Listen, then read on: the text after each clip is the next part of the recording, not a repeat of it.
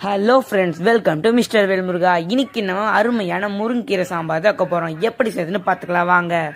அதுக்கு ஒரு குக்கர் வச்சு அதில் பருப்பு, தக்காளி, வெங்காயம், சீரகம் 1/4 ஸ்பூன், மஞ்சள் தூள் 1/4 ஸ்பூன் சேர்த்து தண்ணி ஊற்றி வேக வச்சுக்கலாம்.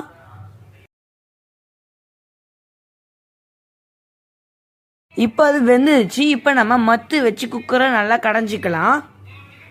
அதை ஒரு பாத்திரத்தில் ஆட் பண்ணிட்டு 2 ஸ்பூன் மிளகாய் தூள் எடுத்து அதை நல்லா கரைச்சி அதை ஆட் பண்ணிக்கோங்க.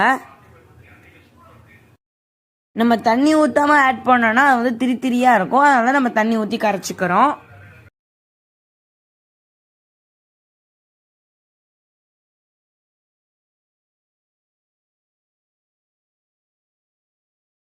ஒரு எலுமிச்சப்பழ அளவுக்கு புளியை நல்லா கரைச்சி ஆட் பண்ணிக்கோங்க.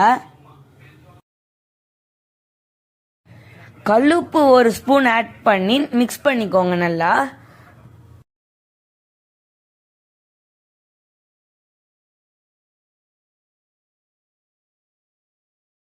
இப்போ இன்னும் கொஞ்சம் தண்ணி ஊற்றி நல்லா மிக்ஸ் பண்ணி விட்டுக்கோங்க.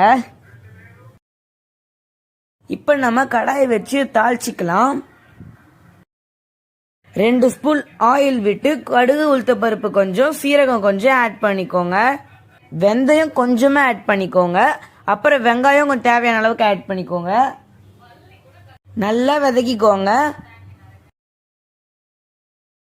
கொஞ்சம் கருவேப்பிலை போட்டுக்கலாம்.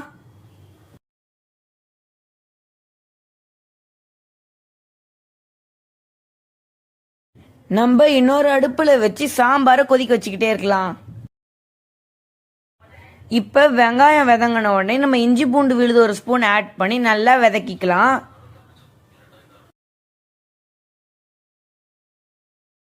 பொடியா ஒரு தக்காளியை கட் பண்ணி ஆட் பண்ணிக்கோங்க.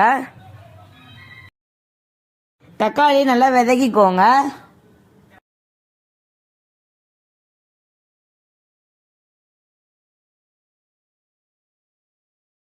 இப்போ சாம்பார்ல கொஞ்சம் பெருங்காயத்தூள் ஆட் பண்ணிக்கலாம்.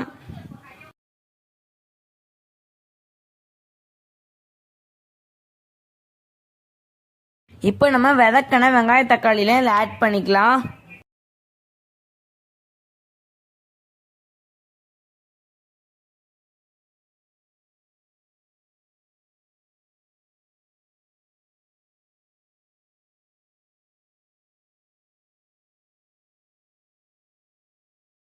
சாம்பார் நல்லா கொதிச்சிடுச்சு. இப்போ நம்ம முருங்கீரை ஆட் பண்ணிக்கலாம். தேவைன்னா கொஞ்சம் உப்பு ஆட் பண்ணிக்கோங்க.